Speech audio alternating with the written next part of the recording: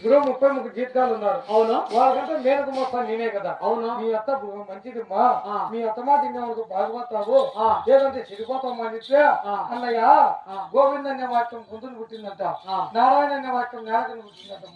నువ్వు యాపాకంతో మంత్రి కాదరా లేదు అందరికన్నా మెనుగు మొత్తం తెలియని మొత్తం నేను నమ్మి నేను అనిపిస్తే అత్త మాట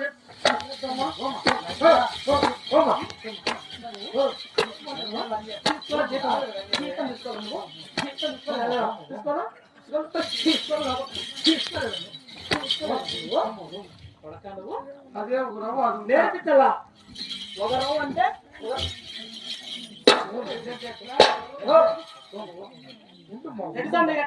నేను ఏం చెప్తానమ్మా స్వామి, నేను బుద్ధిమాలు చెప్తానమ్మా నీ కోడలు కట్టే మాట చెప్పు.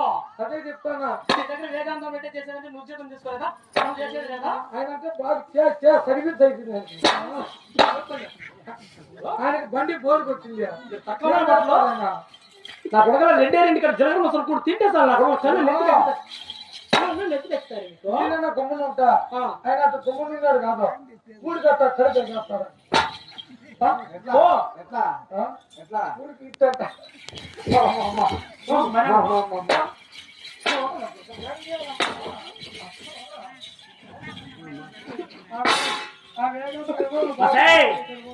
రైట్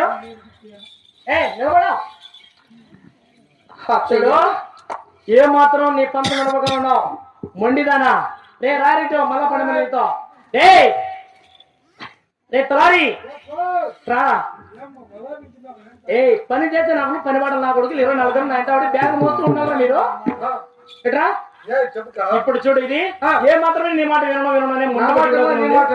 కాబట్టి దీనికి ఇప్పుడు ఏం చేస్తా తెలుసా, మీ తక్కువ వాళ్ళలో మీరు తాగి వస్తే మీ పిల్లలు ఏమని తిట్టి కొట్టుకుంటారా మీరు? అవునా మా చెప్తా చూడు. చెప్పు. నీ తాగి వినాను అనుకో వచ్చే కుల్లదోనా ఎవరే నా పిల్లాడమ్మా అది కానీ వచ్చే కుల్లదోనా వచ్చే మొండిదోనా అది వచ్చే దయ్యాలదోనా వచ్చే భాగం దానా ఎవరునా నా పిల్లాడమ్మా అది చెప్పు. వచ్చే దాసదానా అని నా పిల్ల తాగినప్పుడు నా తక్కువ కులంలో నేను ఆ మాట అంటా.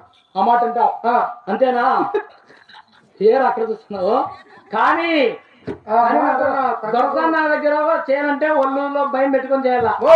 నేను దొరసాన్ నాగమ్మ దగ్గర 33 ఏళ్ళు అవుతుంది. యావద్దే కానీ నువ్వు ఏ పని చెప్తా పని చేయలే. నీకు చేసినావు అందుకనే కదా నువ్వు తెలివైన వాడు. నేను నా పానం నిన్నా నీకు చేస్తా. ఒకవేళ నా పానం పోయింది అనుకో ఎన్నారని పెట్టుకో.